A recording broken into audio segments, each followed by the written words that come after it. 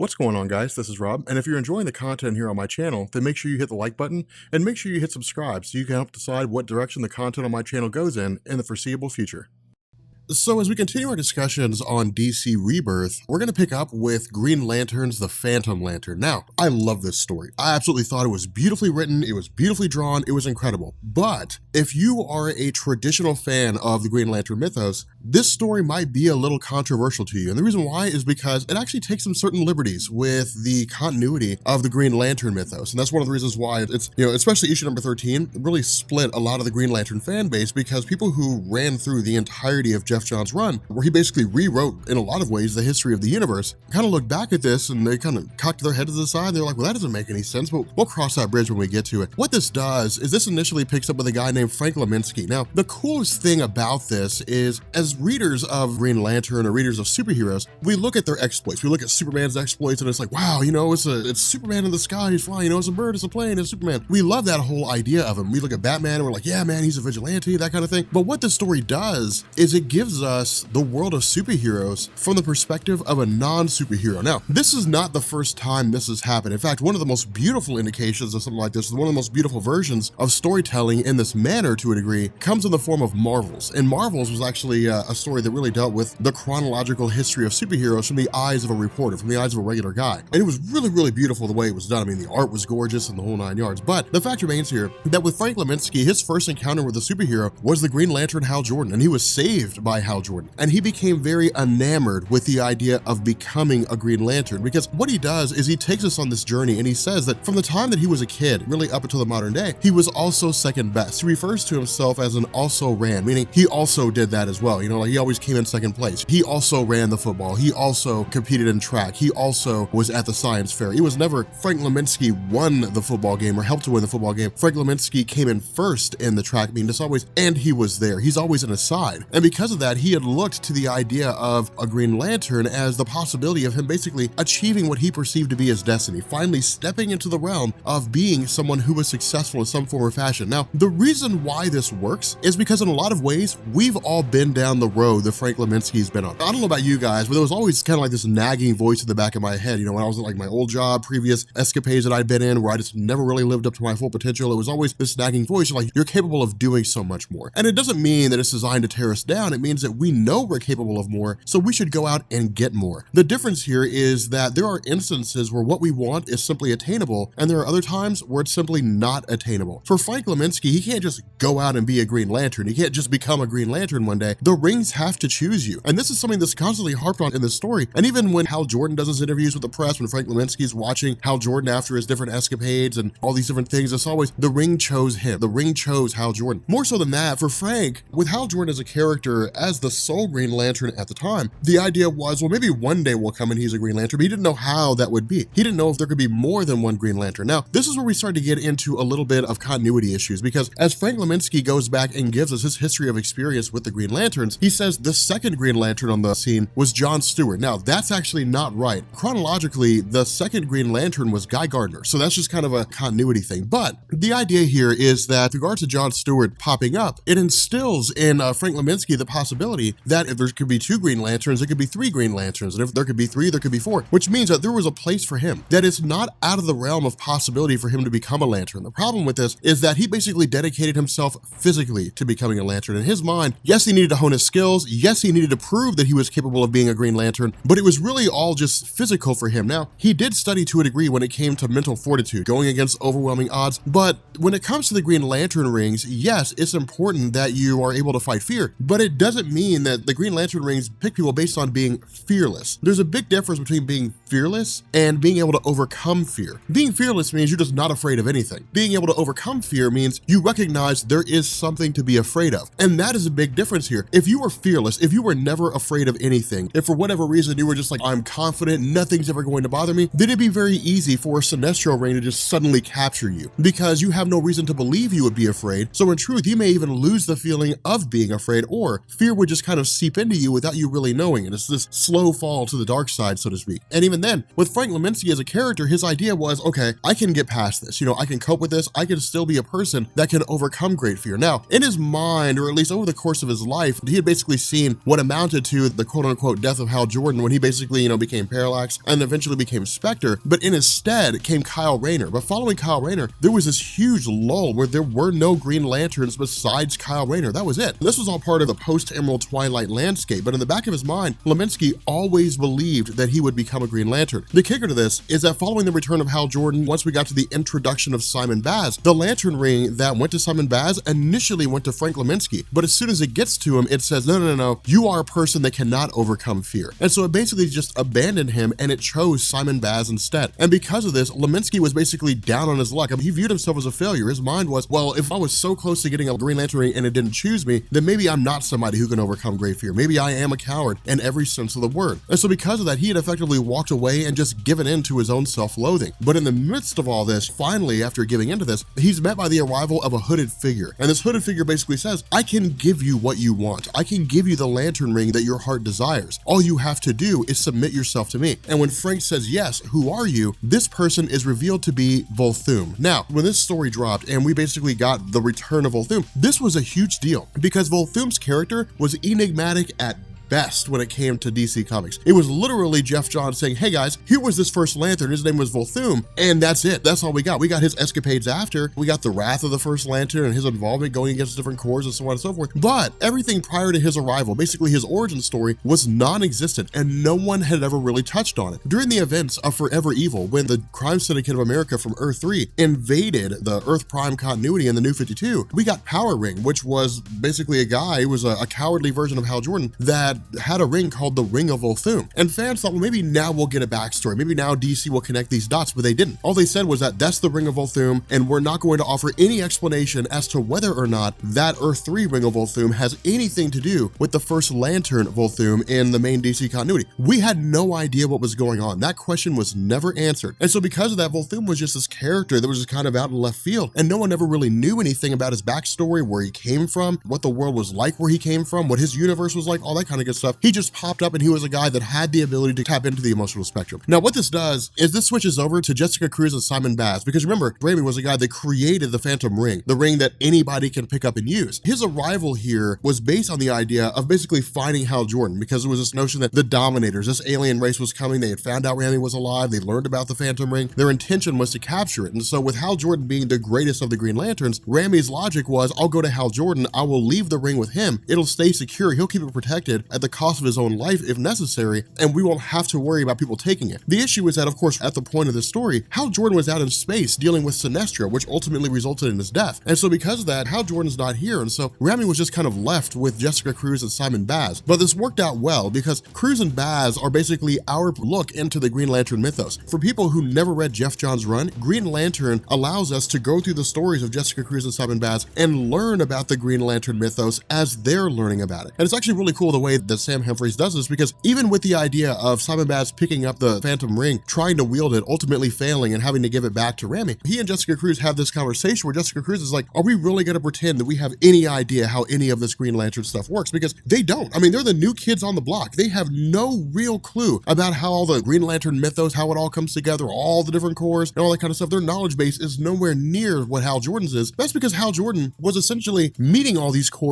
as they were being revealed to us over the course of DC Comics. Of course, all these corps had backstories, they'd been around for quite some time, but the fact remains that Hal Jordan in his spacefaring escapades knew a lot about everything that was going on. For Simon Baz and Jessica Cruz, they don't have any of this stuff. Now, from here, of course, because of the fact that Frank Laminski's basically been told, here's a Phantom Ring, anybody can wield it, all you have to do is attain it, he literally just goes to a house and sets it on fire, just sets a random house on fire. But this is really just a charade. This is a distraction, because with Jessica Cruz and Simon Baz racing off to save this house, Frank Laminski basically sneaks in behind the back back of Rami and goes to grab the Phantom Ring. Now, of course, Rami pops up really in the nick of time and says, hey, look, man, this ring is not what you think it is. I don't know who told you about it. I don't know who told you what it can do, but I promise you, you do not want to have anything to do with this ring. But Frank is so overcome by the goal of success. He's so overcome with the idea of proving that he's a person that's worthwhile that he doesn't care about any of the stuff that Rami tells him and just grabs a ring and takes off. But we also have Volthoom making his appearance and taking Rami along with him. Now, in DC Comics, what would a lantern be without its own oath? And so the Phantom Lantern has its own oath. You know, in Desperate Day and Hopeless Night, the Phantom Ring is our last light. We yearn for power, strength, and might. I seize the ring. That is my right. In DC Comics, every lantern, I'm sorry if that's not, you know, super like, well, it's kind of anticlimactic, Rob.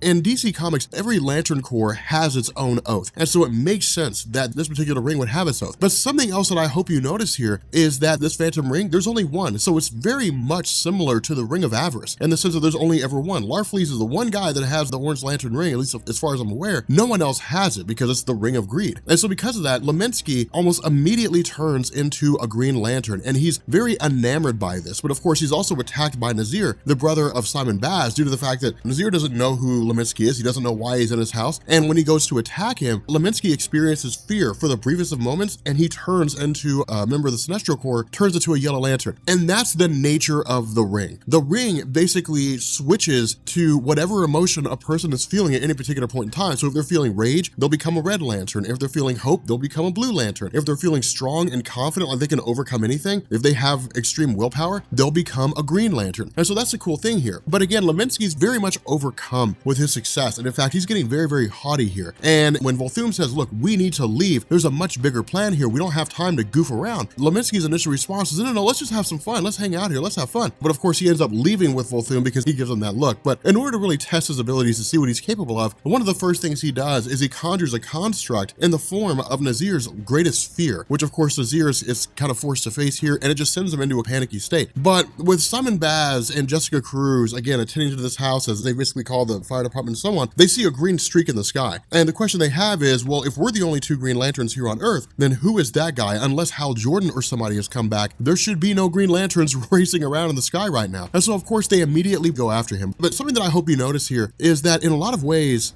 Frank Laminski is not an inherently bad guy here. I mean, all he wants is to show that he was right. He just wants to know that he was right when he said that he should be able to get a Green Lantern ring. But again, it's also him failing to understand the entire basis behind it. Again, Green Lantern rings choose people on their ability to overcome fear. It's not based on wishes and wants. If everybody who wished and wanted they had a Green Lantern ring actually had one, then everybody would be Green Lanterns.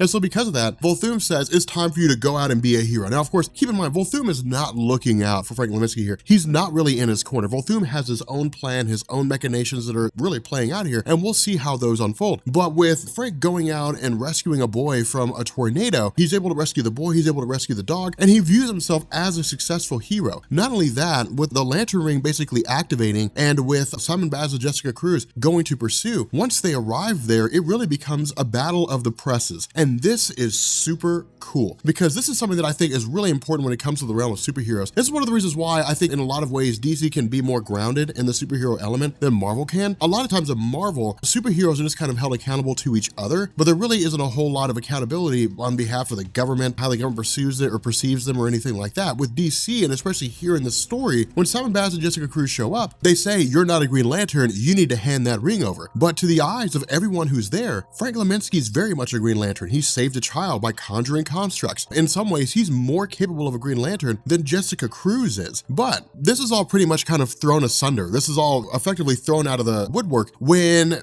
Frank Laminski's role as a Green Lantern is questioned by Jessica Cruz. She says, the rings choose people. There's no way the ring chose you because there's no way that this ring went out to anybody. There's no openings in the Green Lantern Corps, basically. And so because of this, because of the fact that he basically lashes out, you know, when she says, you're not a Green Lantern, his suit begins to change again. The ring begins to adjust itself to kind of fluctuate until it settles on a color. And then this is when the people who are watching begin to realize that he may not be a Green Lantern. And so this really begins to fuel itself because the more more that his status as a Green Lantern is questioned, the more enraged and angrier he becomes, until it gets to the point where he says, I am a Green Lantern, this is my ring. This ring is for me, it's not for anybody else. This is my ring, which ultimately leads him into avarice. And so for the first time, he transforms into an Orange Lantern. Now, truth be told, the reason why Sam Humphries is going through and having the colors of him change like this is to just give the new reader a tour of the different parts of the Lantern Corps and how they function, what they represent, what they stand for. Because in truth, you don't need 100 different versions of the Green Lantern to show you what a Green Lantern is about. You don't need 100 different members of the Sinestro Corps to show you what a member of the Sinestro Corps is about, because they all have a common theme: willpower, fear, rage, greed. They're all pretty much the exact same thing in terms of what they believe. The only difference is how they choose to use their rings. And so because of this, us basically getting this tour, again, it's kind of this roundabout explanation that the orange ring of avarice is extreme greed. Not only that, we see these little glimpses here and there,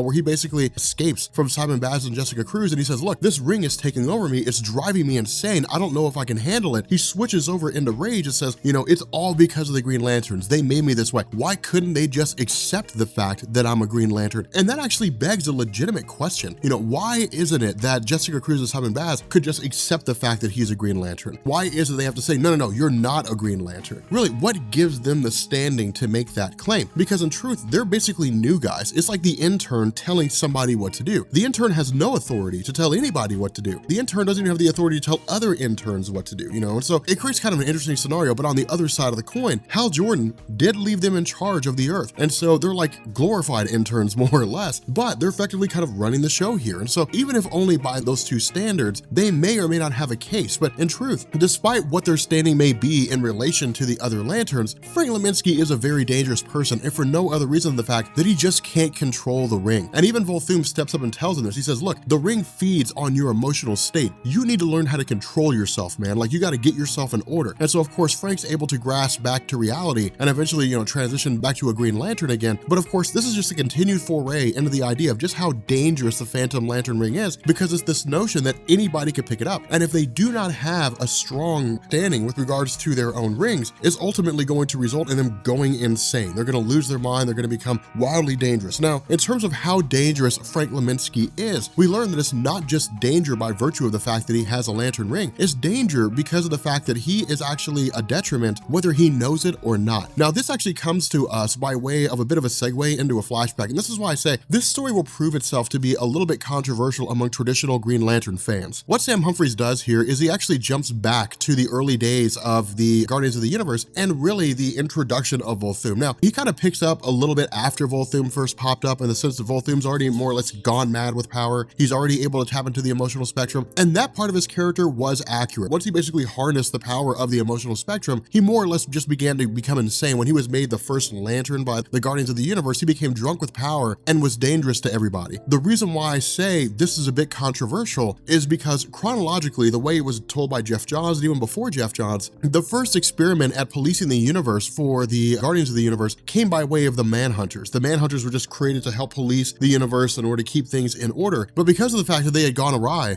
due to the machinations, the tampering of Krona, ultimately they were forced to abandon the Manhunters, and they were forced to create the Green Lantern Corps in their stead. What Sam Humphries is saying here is, no, that's not the case. What Humphries does is he says the creation of the Green Lantern Corps was in direct response to Volthoom himself. That Volthoom's insanity, his craziness, his going awry, basically forced the other Guardians of the Universe to go to Rami and to basically say, hey, look, we need your rings. We need these rings that you've created that will allow people to tap into the emotional spectrum. Now, because of the fact that Volthoom had gone crazy, the question the Guardians have is, what's going to keep these different people from turning into another Volthoom? And what Rami says is these only tap into one aspect of the emotional spectrum. They only tap into the emotional element of will. They don't tap into anything else. And so we don't have to worry about these people that become members of the Green Lantern Corps going crazy with power. Now, again, this proved to be really controversial because a lot of fans don't like to see their favorite things change. And with Sam Humphries coming in and basically changing up the chronology, the history of Jeff Johns' run, changing up the chronology of the Guardians of the Universe, the formation of the Green Lantern Corps, there will undoubtedly be people who just don't like this idea. But again, it really just comes down to personal preference here. But the fact remains that with regards to Frank Laminski, his next encounter with Simon Baz and Jessica Cruz is really just him invoking the power of the Sinestro Corps and forcing them to fight their own fears. And this is where Humphries begins to switch things over, because where previously Frank Laminski was kind of like the front runner and the main star of the story, what he does is he switches over to Volthoom and Rami.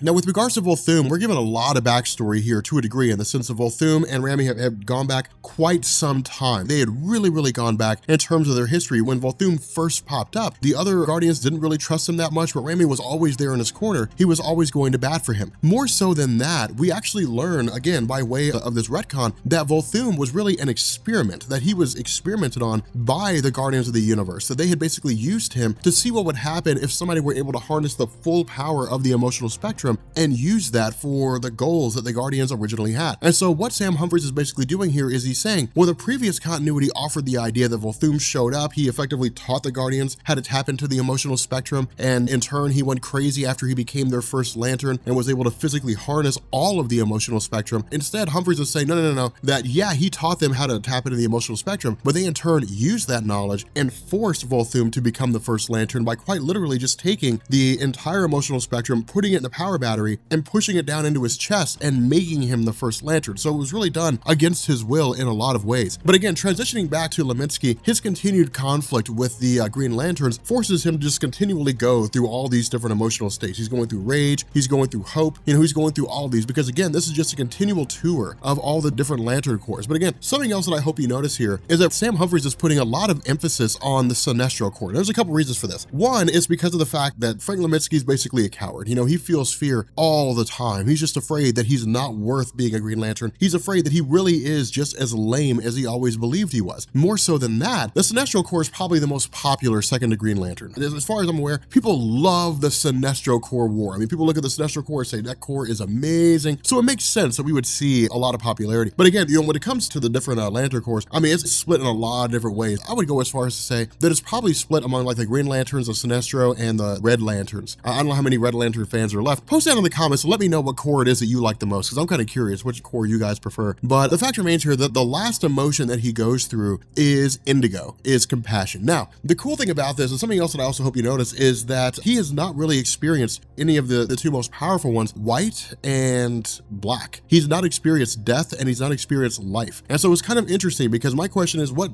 role is that going to play later on? But I just kind of felt like that was something that was worth pointing out. I felt like it was kind of a significant thing. But because of the fact that those members of the Indigo Corps, because of the fact that they're quite literally compassionate beings, Frank Laminski begins to go through this existential crisis where he sits down and he says, there's so many terrible things that I've done. There's so many people that I've hurt. I want to be accepted. I want people to see me as a hero. But me acting like this is not me being a hero. This is me being a violent person. And so because of the fact that it's this emotion that's really running rampant, he ultimately begins the process of taking off the ring. And as soon as it's gone, he immediately snaps back to his regular self and says, no, I need the ring. I have to have the ring back. Now, of course, by this point, we basically have Simon Baz stepping in, knocking it out of his hands. Jessica Cruz picks it up. And this, I would go as far as to say, seems to be Sam Humphries' biggest emphasis with this story. And it's not great, big, huge drawn out thing. It's just a really small thing. But something that Humphries had been doing the entirety of his run on Green Lanterns up to this point is toying with the idea is Jessica Cruz really a Green Lantern? Is she really capable of being a Green Lantern? She asks herself that question all the time. We have Simon Baz taunting her about it all the time. She can't make any real constructs. So the question is she really equipped to be a Green Lantern? Well, with the Phantom Lantern, what it does is it taps into the most prominent emotion that you have, the one that your body really feeds off the most, and then begins feeding off of that. And so what happens is when she picks it up, she switches to a Green Lantern. She stays a Green Lantern. And so this is basically Sam Humphries saying, this is what Jessica Cruz is destined to be. She is a Green Lantern in every sense of the world. Her willpower is the greatest emotion that she has, more so than fear, more so than love, compassion, greed, rage, all that stuff. It's her main thing. But again, it's a time for celebration because it's basically verified to Jessica Cruz that she is a Green Lantern, that she's able to create quality constructs. Now, from here, things get kind of funny in the sense that we basically have a couple members of the Green Lantern Corps, because remember, the Lantern Corps is back from, the edge of oblivion, from before or after the destruction of the universe. I can't remember off the top of my head what part of the timeline they ended up in, but they're basically back in the universe. John Stewart's still here. This is not John Stewart. This is just a couple of Green Lanterns, but in the midst of this whole conflict, Simon Baz and Jessica Cruz have basically sent out an SOS to the Lantern Corps saying, hey, we need your all's help down here. The problem is that once they get there, they're a day late and a dollar short. The problem's already solved, but they don't realize that because they basically say, hey, look, if you guys are going to call us here, then make sure there's still an emergency. Don't page us with a 911 page and then there's no major emergency going on here. That's not what we need. We're here for major problems. Our numbers are stretched thin as it is. Only call us here if there's a major issue. And so because of that, we basically have Rami showing up, and Rami's like, hey, look, it is a major emergency. There is a major issue here. He basically talks about the rings that he created, creating the lantern rings. He talks about the return of Volthoom. He basically says all hands need to be on deck here. There's a major emergency taking taking place. And so what we end up learning is that in truth, this whole conflict between Rami and Volthoom is actually a ruse, that where Volthoom was basically trying to take over the mind of Rami, where Rami basically says, hey, look, it was a major conflict between the two of us. He tried to mind meld or tried to take over my mind. He was ultimately unsuccessful. I was able to cast him out. It turns out that actually Volthoom did take over the physical body of Rami. And so Rami himself, his essence, is just trapped inside this ball. And so at this moment right now, Jessica Cruz and Simon Baz are under the control of Volthoom, by his leadership, his training, and we have no idea what direction things are going to take, but I'm actually really, really excited to find out. But if you guys are new here to Comics Explained, make sure you guys hit the sub button to become part of the Rob Corps. If you guys enjoy this video, make sure you drop a like, and